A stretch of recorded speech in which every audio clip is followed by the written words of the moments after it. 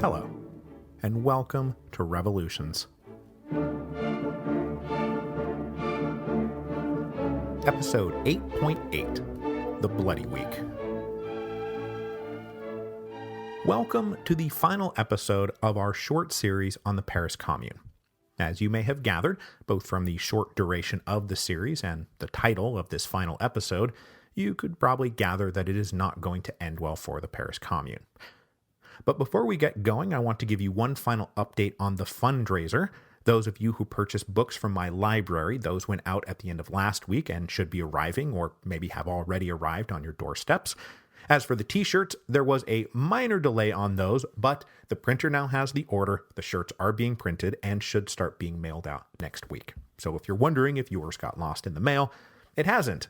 At least not yet. And then finally, let me just say one last time how grateful I am for the support. It has really helped us to make this move to Paris with a bit more peace of mind. And in return, I will keep cranking out episodes of Revolutions, and while I'm at it, go write the best damn book about the Marquis de Lafayette that I possibly can. Okay, so let's take one last deep breath and dive back into the late spring of 1871. We left off last time with the perpetual chaos and repeated reorganizations of the Paris Commune, as the leadership attempted to run the city of Paris, advance a revolutionary social agenda, and prepare for a civil war against the government in Versailles.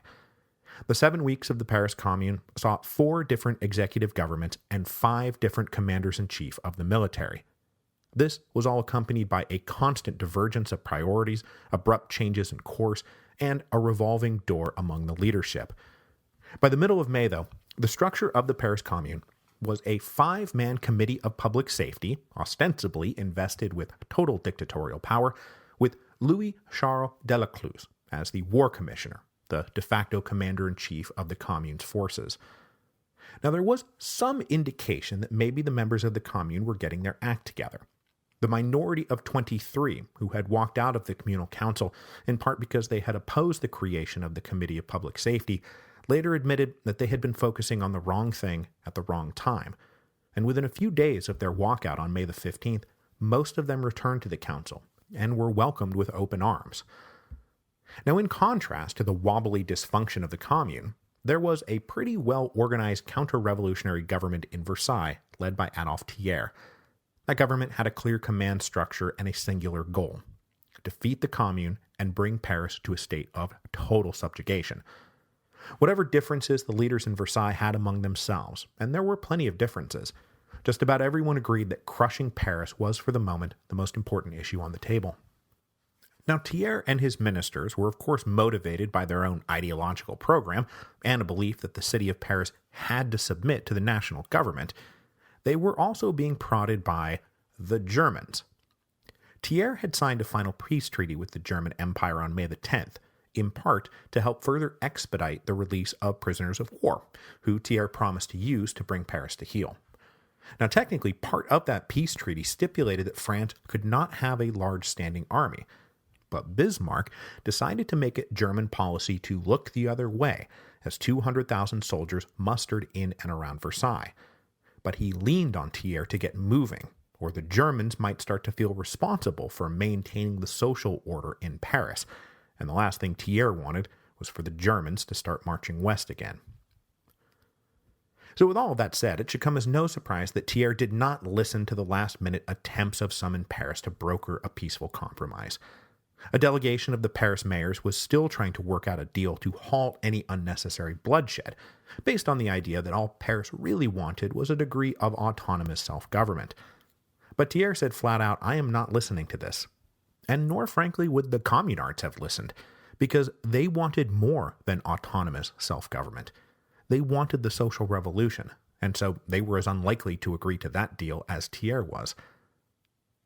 On top of the mayors of Paris, the Central Committee of the National Guard was also worried about what would happen when the Versailles army breached the walls, and they proposed dissolving both the National Assembly in Versailles and the Communal Council in Paris, and then holding new national elections to try to create some kind of compromise assembly.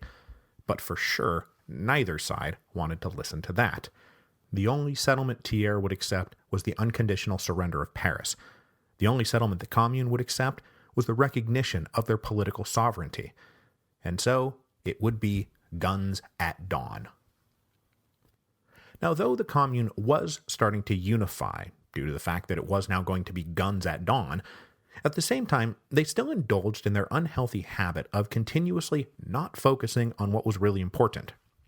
For example, on the fateful day of May the 21st, 1871, which, as we're about to see, is indeed a very fateful day, the leaders of the Commune were not focused on organizing a proper defense of the city in the wake of the fall of Fort Issy, nor on making sure fortifications were secure, barricades were built, cannons were in good working order, ammunition and supplies properly distributed, nor were they planning how to organize and coordinate a single defense of the city.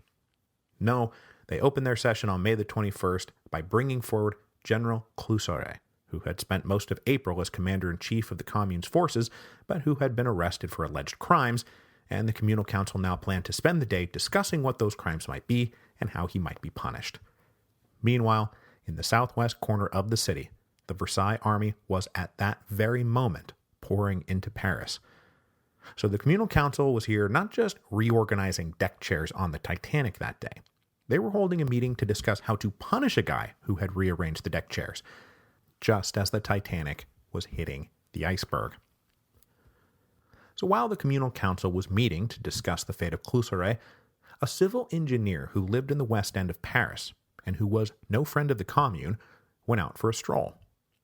While on this stroll, he noticed that the National Guard, who were supposed to be defending the gate at Point de Jeu, remember that was the gate Thiers had identified as the weakest point in the Paris fortifications, well, they were nowhere to be found. Now, this guy didn't know if this was incompetent management by the officers or cowardice of the men or some kind of strategic plan, but the bottom line was that the gate was undefended. So he mounted the wall and waved a white flag. A major from the Versailles army came forward and listened to this guy's story and then ordered a little reconnaissance, and it turns out that it was true. This wasn't a trap or anything. The walls, the gate, was just deserted. So while General MacMahon and Adolphe Thiers had been bracing for and preparing for a tough battle to actually fight their way into Paris, they were instead presented with an anticlimactic victory. But they wasted no time exploiting their good fortune. Within hours, 60,000 troops marched through the gate and started fanning out. They secured control of two other gates into the city, the Saint-Cloud and Versailles gates, and then spread out over the western sections of Paris, the rich suburban districts where the upper middle class and richer Parisians made their home. And in these initial hours, they found themselves fully welcomed as liberators, rather than attacked as invaders. So this is a pretty fatal disaster for the Commune. But when the messenger rushed in to report that you guys, the army, has entered the city, like I said, they were busy prosecuting Cluseret for his alleged crimes and misconduct. The assembled members of the Commune sat in stunned silence when they got the news, and then they rushed into a chaotic competition to see who could talk over who the loudest. But there was no denying now that the only thing that mattered was the physical defense of Paris. But I gotta tell you, by that point, it was already too late. That which would doom the Commune was already done, and they could not undo it. For example, the short-lived war commissioner, Roussel, the guy who had succeeded Cluseret, had ordered additional barricades constructed to form an interior ring of defense, but the National Guard had barely even started construction on those barricades. Instead, what would happen is that rather than defending a single coordinated line, each neighborhood constructed their own local barricades to defend their own local neighborhoods. But this local focus, which was one of the social hallmarks of the Commune, left every National Guard brigade isolated from every other brigade. For another thing, though Delacluse and the Committee of Public Safety were ostensibly all-powerful, in reality they had neither the authority nor the means of communication to try to coordinate a single defense, rather than let these dozens of individual defenses play out.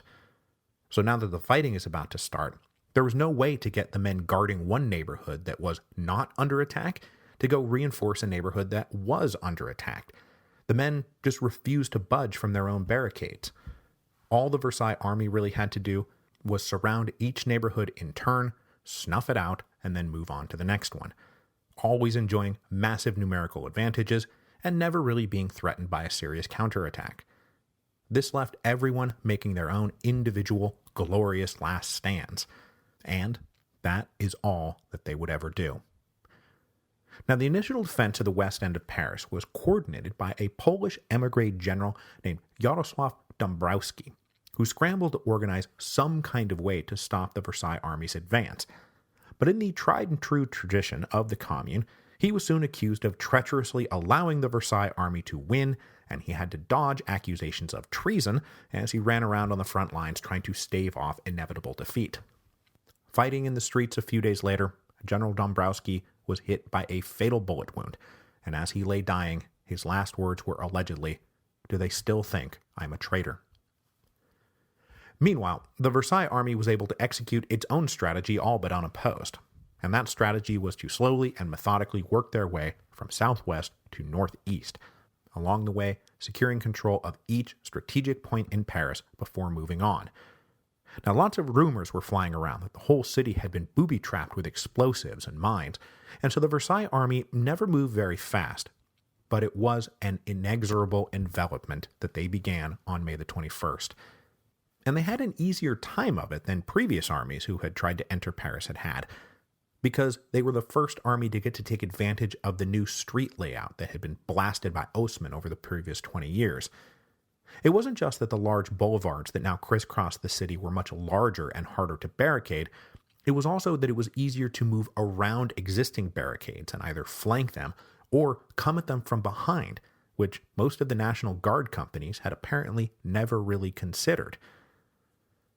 So the only hope that the Commune had was if Paris rose up as one to expel the army. And Delacluse, for all his inexperience in military affairs, at least understood the power of mass mobilization. So Paris woke up on the morning of Monday, May the 22nd, to posters being thrown up all over the city that said "Citizens to Arms." And the short accompanying text was simple. It said, "No more generals, no more fancy uniforms, no more disunity.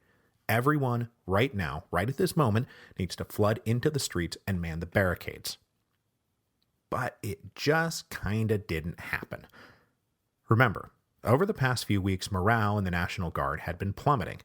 The infighting among the leadership, the orders coming in from every which way, the coming out to muster each morning and discovering that a few more of your comrades had decided not to show up.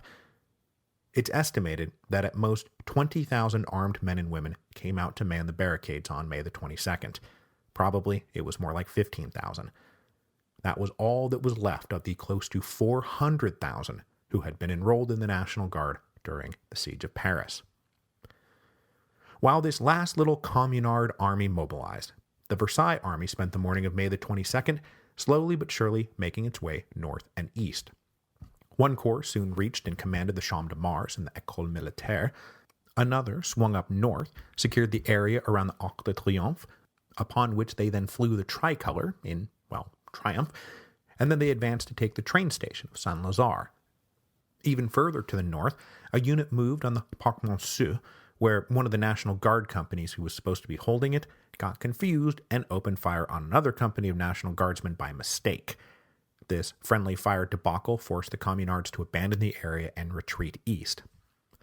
The first really heavy fighting, though, came at the Tuileries Palace, where the entire palace complex was held by just 300 National Guardsmen with 30 cannons backing them up. They were attacked from both the northeast and from the south, just across the Seine, round about where the Musée d'Orsay is presently located. And though outnumbered, this small company of guardsmen managed to hold their ground in what became an all-day artillery duel. The next day of the Bloody Week, Tuesday, May the 23rd, opened with the Versailles troops advancing all the way to where this all began, the heights of Montmartre. The cannons were still there, and they still needed to be taken back.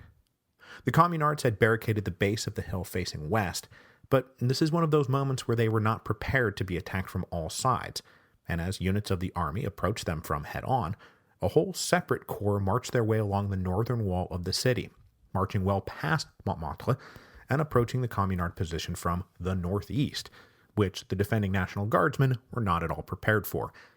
In fact, it doesn't really appear that they were prepared for much of anything, and in one of those small ironies of history, the cannons of Montmartre that had been so symbolic of everything.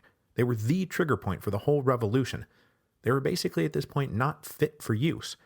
They had not been maintained. They had not been cleaned or serviced in weeks. They had just been kind of sitting there. And so when it came time to use them, not as a symbol but as an actual weapon, they weren't in any shape to actually fire. Enveloped now from multiple sides, the Communard defenders fought for as long as they could, and then most of them retreated. About 40, however, were captured, and there would be no mercy for those captured by the Versailles army during the Bloody Week. It's kind of why it's called the Bloody Week.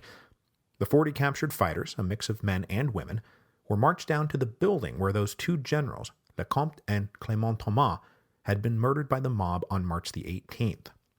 The 40 prisoners were lined up against the wall, and they were shot. The tricolor was then raised over Montmartre. Now, this losing fight, though, does give me the opportunity to tell you about one of the most recognizable members of the Paris Commune, who I have managed to sorely neglect until just now. It's long overdue.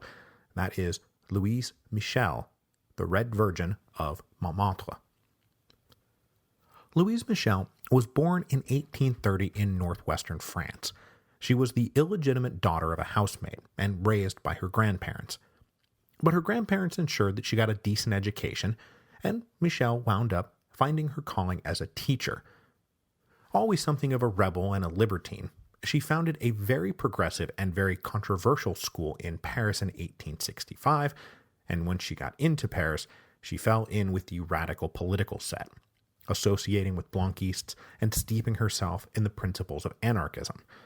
Joining many of the most radical women's clubs, she became one of the founders of a form of anarcho-feminism that sought to advance the theories of social justice beyond the traditional male-female social roles that were still emphasized in the writings of guys like Proudhon.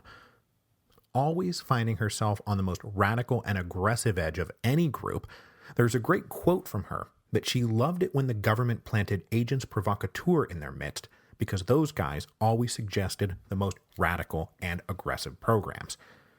Michel joined the Montmartre Vigilance Committee during the siege of Paris, and then on March the 18th was the one tending to the wounds of the injured National Guardsmen when it became clear that the government had come to take the cannons. She slipped out of the guardhouse and was among those who raised the initial alarm that triggered the revolution that created the Paris Commune. Joining the National Guard and also remaining head of the Montmartre Vigilance Committee, her big plan in April of 1871 was to go to Versailles and assassinate Adolphe Thiers, but she was talked out of it because the Commune was still trying to get out of this without provoking a civil war. But when that civil war broke out, she donned a National Guard uniform, organized ambulance services for the fighters, and then joined in the fighting herself. When Montmartre fell, she was knocked around by some of the Versailles soldiers, but then tossed into a ditch, probably because they didn't know who they had in hand. Because later, authorities came and arrested her mother, specifically to force the Red Virgin of Montmartre to give herself up, which she did, and she was taken away. Battles were now taking place all over the city, and Paris became consumed by the sound of cannons blasting, rifles going off like firecrackers, marching soldiers, shouting, dust, bells ringing, yelling, black smoke rising.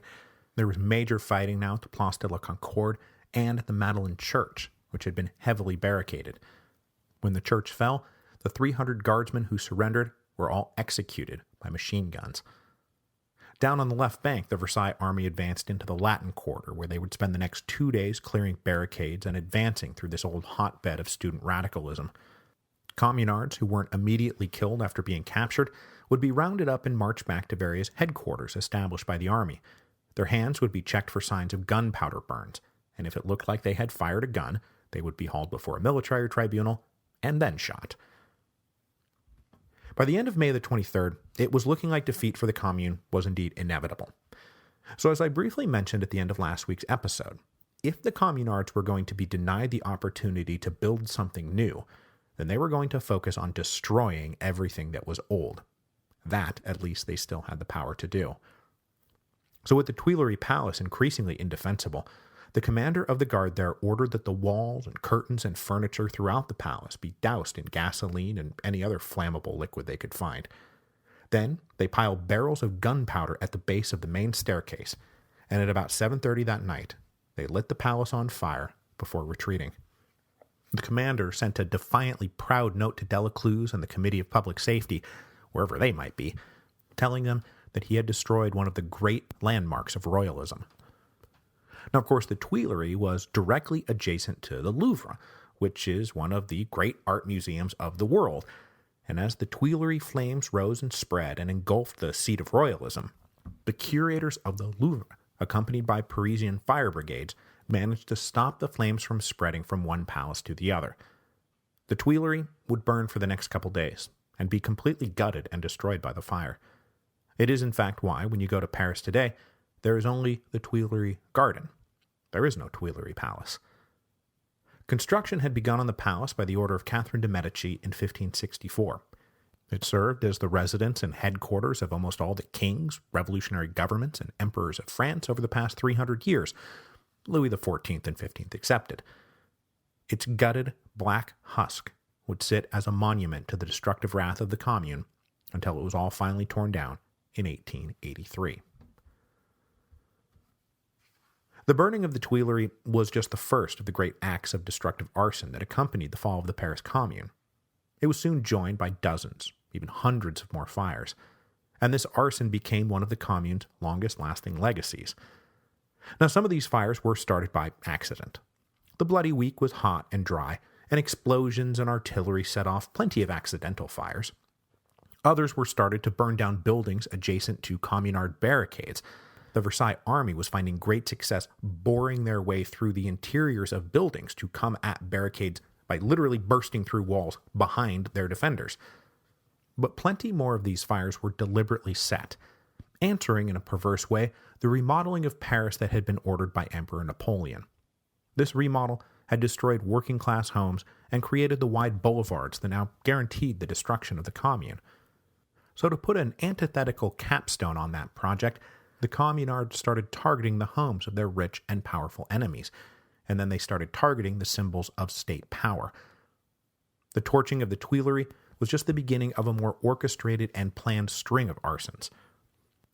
But before we move on, we need to address one of the great myths of the Paris Commune, and that is the myth of the pétroleuses, the belief that the arsons in Paris were the work of organized groups of fanatical women who, in their grief and rage, went around in small groups, often accompanied by their children, like dropping proto-Molotov cocktails into basement windows. And this was a myth that got going right away. The leaders of the Versailles forces believed that as many as 8,000 of these pétroleuses were organized into fire brigades. What that meant is that any woman found wearing the poor rags of the working class was instantly accused of being one of these pétroleuses.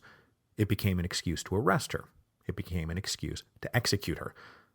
But every modern history of the Commune I've read has made it very clear that the myth of the pétroleuses was always just a myth. And sure, maybe one or two women set some fires, but what happened in Paris at the end of May 1871 was mostly either ordered by commanders of the National Guard as they defended their barricades, or by the Committee of Public Safety as they sought to destroy all the great symbols of royal and imperial power on their way out the door. So just a few hours after the Tuileries fire got started, the next major building to go went, and it was the Hôtel de Ville. Construction of this version of the Hôtel de Ville had been ordered by the Emperor Francis I in 1533, and it had served as the municipal city hall of Paris ever since. It has also played host to plenty of the most dramatic events of the Revolution's podcast, from the fall of Robespierre and the original Committee of Public Safety in July of 1794, to the Republican kiss that Lafayette planted on Louis Philippe in July of 1830, to the proclamation of the Second Republic in 1848, to the proclamation of the Third Republic in 1870, and now here to this very moment in the Paris Commune. Delacluse and the new Committee of Public Safety continued to use the Hôtel de Ville as a headquarters during the first few days of the fighting, but believing it was now indefensible, they planned to retreat deeper north and east into Paris. So sometime after midnight, in the wee hours of May the 24th, Delacluse ordered the building evacuated, and then he ordered it set on fire. And it too burned into a black and charred skeleton over the next few days. Though, unlike the royal Tuileries Palace, The Third Republic decided it still needed a city hall for Paris, so over the next 20 years it would be reconstructed. It still looks like a 16th century Renaissance building from the outside, but the interior was completely different from the original layout. So unfortunately, there will be no finding the room where Robespierre blew his jaw off. Thanks a lot, Paris Commune. So by the morning of May the 24th, the fourth day of the Bloody Week, Paris was choking in thick black smoke, and the sections of Paris were falling to the army of Versailles one by one. By now, desertion from the National Guard was getting pretty bad, and so too was desertion by the leadership. Members of the communal council were shaving their beards and donning nondescript clothes, and individually or in small groups trying to slip out of the city, leaving only those foolish enough to keep fighting to die on the barricades. But two of those who would keep fighting were Delacluse and the other guy I introduced last week, Raoul Rigaud. The Commune's tenacious prefect of police was now serving as the chief prosecutor for the revolutionary tribunal that had been established by the decree on hostages, and with Versailles now summarily executing all of its prisoners, Rigaud got the ball rolling on executing the hostages, the lives of whom were supposed to have made Adolphe Thiers think twice about the war crimes he was committing, but apparently that didn't work. So Rigaud corralled the 250 or so hostages that were at that point spread out over various locations and collected them in the La Roquette prison. But after signing the death warrant for the first 4 hostages, Rigaud would not stick around for the rest. But unlike many of his colleagues who were concealing their connection to the Commune and running, Rigaud went home. He ditched his civilian clothes and donned his National Guard uniform, and then he went out to rally the men and women in the streets back to action, to show them that their leaders had not in fact abandoned them. But this exercise in patriotic defiance was not going to last very long. Spotted in the street in his uniform by a company of Versailles soldiers, Rigaud was apprehended and identified as a communard, although I don't think they knew which communard they had. A sergeant pulled out a pistol. Rigaud shouted, "Long live the Commune," and then the sergeant shot Rigaud in the head. They left his body laying in the street, where it was discovered 2 days later. Meanwhile, back at the La Roquette prison, the guards were wondering what to do about the rest of the hostages, especially because crowds were gathering, demanding that they all be killed. Rigaud's right-hand man was a guy named Théophile Ferret, who was a good friend of Louise Michel, by the way, and he signed an order saying that 6 more hostages should be killed, without explicitly naming which ones. When the Archbishop of Paris was pulled out of the group, the men refused to execute him without an explicit order, and so they sent the order back to Ferret, upon which he then scrawled, "Especially the Archbishop." So the Archbishop of Paris, along with 5 other senior members of the church, were lined up against the wall and shot dead. Meanwhile, Delacluse and the members of the communal council who were still with him sent out further orders to small companies of 100 to 150 men, who would be their new fire-bearers. These guys would target and set fire to, among others, the Palais de Justice, the Prefecture of Police, various churches, various theaters, the Légion d'honneur, and the Council of State. The powder magazine at the Palais de Luxembourg was also blown up. So by the end of May the 24th, the Versailles army controlled about 3/5 of Paris, and what was left of the Paris Commune was going to make sure that what they held was nothing but smoldering ruins. Now, I'm almost certain that by this point, Delacluse has decided that he's not going to get out of this alive, that he doesn't want to get out of this alive. He's already dying from the tuberculosis that he had contracted during his years of imprisonment. He had achieved his lifelong ambition of prosecuting a successful revolution, and now he was watching as that revolution fell apart all around him. So Delacluse decided that May the 25th, 1871 would be the day that he took his leave from this cruel, cruel world. Hour by hour, more and more of Paris was enveloped by the army. More barricades were torn down, more communards executed. But like Rigaud, Delacluse planned to go out as a defiant and proud member of the Commune, not one who was scurrying to get away. But he also did not plan to be taken prisoner. As sunset approached that night, he put on a red sash, a symbol of his position in the Commune, and walked out alone into the street near the Place de Château-d'Œuf, where an uncaptured barricade still held out. He mounted that barricade and bore his chest to the Versailles soldiers on the other side. Almost certainly having no idea who this suicidal old man was, the soldiers obliged him anyway, and they shot him dead. The 6th and 7th days of the Bloody Week, May the 26th and May the 27th, focused on Bout-Chaumont and the Père-Lachaise cemetery. That is where the last real fighting took place. The last holdout communards had artillery that actually worked, and they used it to blast away at any and all approaching soldiers. The final battle erupted on the morning of the 27th, when the army launched an all-out attack on the heights of Bout-Chaumont. It took them all day, but they finally forced the communards to give up and surrender as those communards ran out of bullets. The captured prisoners were then lined up 40 at a time next to dugout trenches and mowed down by machine guns. A few hours later, the same fate befell their comrades who were holding out in the Père-Lachaise cemetery. And for the record, yes, that is the famous cemetery with all the famous people in it, like every famous French artist and writer and poet, and yet still when we Americans get there, all we want to know is, where is Jim Morrison? So there were about 200 communards left fighting, but by the time they finally surrendered, only 150 were left, and almost all of them were wounded. They were, of course, lined up against a wall and shot. And so when you're done locating Jim Morrison in the Père-Lachaise cemetery, you can go find the communard wall, which is where all of this took place. There's a little plaque there and everything. The next couple of days were mostly just mop-up operations for the Versailles army. Some barricaded neighborhoods never were taken by force, but with everything clearly lost, the men there surrendered rather than fight to the last man. It's possible they were hoping for clemency of some kind.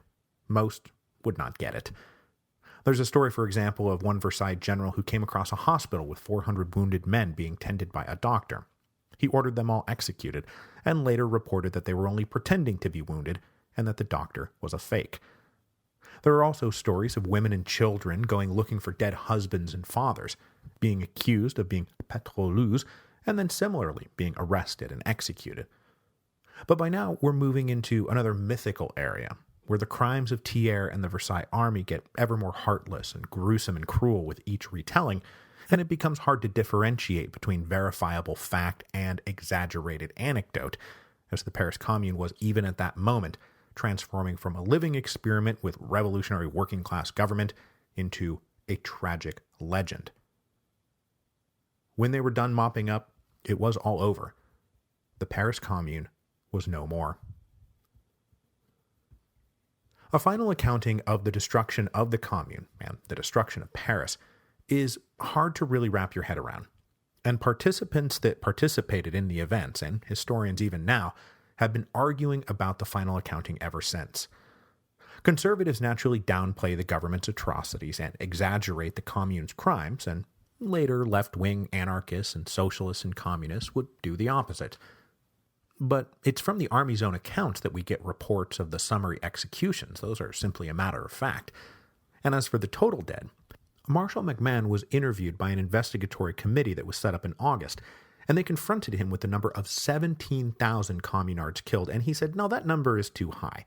Maybe if you combine the dead and the wounded, but probably it was more like 6,000.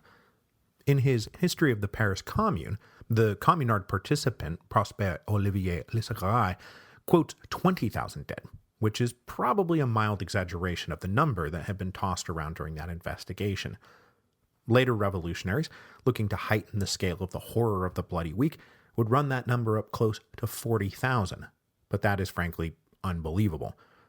Later studies of the Moore records can account for 6,000 to 7,000 dead, but that number has been challenged as being too low and not accounting for the mass graves. So this is all kind of an ongoing battle, but I think that you could probably guess that it's somewhere in the range of 10,000. And that was all just in the Bloody Week, which itself only tells half the story, because it is also reported that about 43,000 Parisians were taken prisoner over the course of the Bloody Week, mostly men, but well over 1,000 women, and also 600 children under the age of 16. About half that number was let go on various grounds, but 16,000 were brought up on charges of treason, and of those, well over 90% were given death sentences.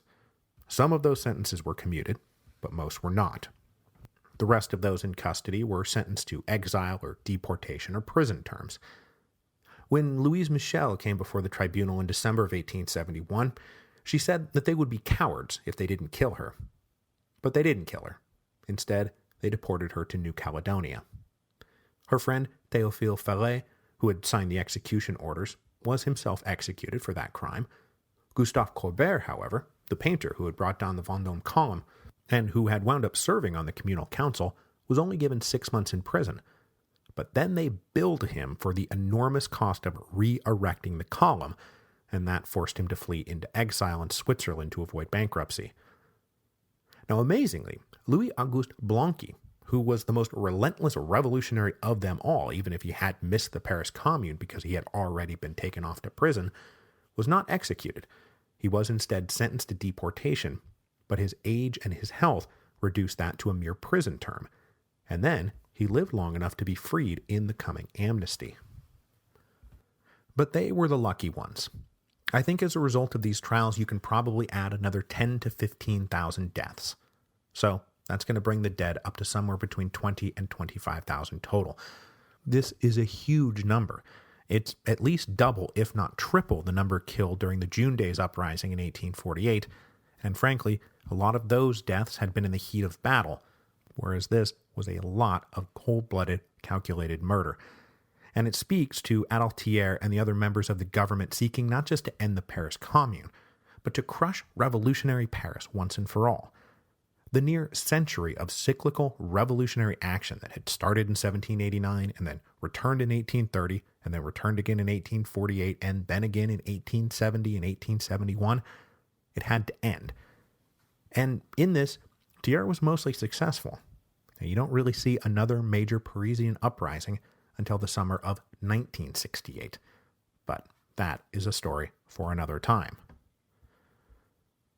So the revolutionary cycle of upheaval and violence and suffering that Paris had just endured, beginning when the Germans laid siege in September of 1870, and finally ending with the trials in 1871, is hard to fully grasp. 50,000 had died during the siege, another 25,000 during the Commune and the Bloody Week and the mop-up that followed. Plenty more were deported or exiled. Businesses started complaining that when they went to reopen, that there weren't any workers left, that half the plumbers and painters and bricklayers and cobblers of Paris were just gone. They were dead or fled or imprisoned. They said that Belleville, which had been a jam-packed working-class neighborhood, was now populated only by old women. And Paris itself was, of course, scarred by gunfire, artillery blasts. Hundreds of buildings had been gutted by fire. Some were torn down and rebuilt, others were not. It was a physically, mentally, emotionally, and psychologically traumatizing year, and in many ways Paris has still not gotten over it. As the years passed, though, the memory of the Commune lived on, but the fear of the Commune and the desire to visit vengeance on the communards faded, and by 1879, the Assembly of the Third Republic granted a partial amnesty to communards who had been deported or gone into exile. And short final tangent alert, speaking of the Third Republic, it's going to remain in place after its founding in September of 1870. Even though the royalist members of the National Assembly had worked out an agreement to restore the monarchy, to restore the Bourbons in fact, and they offered the crown to Henri, the Duke of Chambord, who was the grandson of King Charles X. He was actually the miracle baby I talked about in episode 6.1. But he would only take the crown on the condition that all vestiges of the revolution be erased. Most especially, the tricolor must be replaced by the white flag of the Bourbons. He was told that this was impossible, but he persisted. And so, the restoration never happened, and the Third Republic lived on. The Bourbons had found yet another way to let the crown of France slip through their fingers. End of tangent. Okay, so then in 1880, following up on the partial amnesty, there was a general amnesty. The urge for national reconciliation now outweighed the desire for revenge. And, like the original French Revolution, the Paris Commune was folded into the history of revolutionary France, an inspiration to some, a warning to others, but now and forever a part of the tumultuous history of France. Now, what the legacy of the Paris Commune would be, we will have plenty of time yet to explore, because its example, studying how it came about, what it did right, what it did wrong, how it could have succeeded, became topics of great interest to Karl Marx and Friedrich Engels, and then later to Lenin and Trotsky, as they tried to put revolutionary theory into practice, and they looked to the Paris Commune, both for its inspirations and for its warnings. So the Paris Commune, like the rest of French revolutionary history, will play an active role in the unfolding of our series on the Russian Revolution. But before we move on to Russia, we must deal with a revolution that I have been dying to tell you about since well before this Revolutions podcast ever began, because the cry of land and liberty was being raised across Mexico at the turn of the 20th century, and before anyone knew what was happening, the winds of revolution swept the country. And so when we come back, we will be talking about Villa and Zapata and the Mexican Revolution.